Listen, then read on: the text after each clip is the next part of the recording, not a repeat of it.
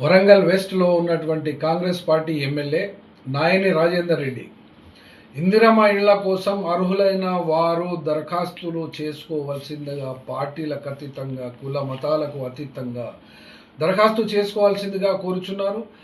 Camp office ఆయనది హన్మకొండలో ఉంది. ఆయన క్యాంపు ఆఫీస్కి వచ్చి కలిసి దరఖాస్తు సమర్పించినా పర్వాలేదు, లేదా ఎవరినైనా పంపించినా కానీ తమ యొక్క పేరు నమోదు చేసుకొని సరైనటువంటి దానికి ఎంక్లోజర్స్ అనగా దరఖాస్తులకు ఏమేమి అవసరం అవుతావో అవన్నీ కూడా జత చేసి పంపినట్లయితే వాళ్ళందరికీ కూడా శాంక్షన్ చేస్తా అంటున్నారు.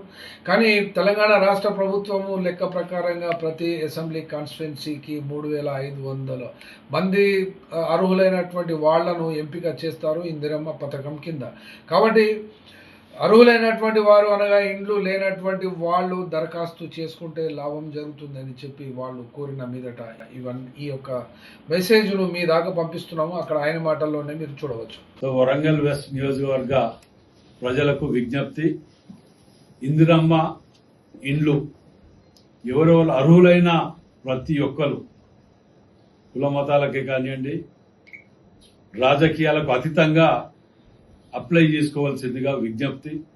క్యాంప్ ఆఫీస్లో వరంగల్ వెస్ట్ నియోజకవర్గ అడ్వకేట్స్ కాలనీలో ఉన్నటువంటి క్యాంప్ ఆఫీస్లో రాజకీయాలకు కుల మతాలకు ఏ పార్టీలైనా పర్వాలేదు వచ్చి అప్లై చేసుకోవాల్సిందిగా మీ ద్వారా విజ్ఞప్తి చేస్తున్నా.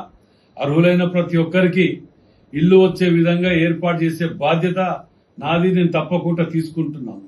అదేవిధంగా మీ యొక్క డివిజన్లలో కార్పొరేటర్లు కానివ్వండి, ఎవరు ఉన్నా వారి ద్వారా పంపించినా పర్వాలేదు. ముఖ్యంగా ఎవరికి అర్థం కానీ ఏదైనా కన్ఫ్యూజన్లో కనుక ఉంటే క్యాంప్ ఆఫీస్లో అప్లై చేయాలని చెప్పి మీ ద్వారా విజ్ఞప్తి చేస్తున్నాను.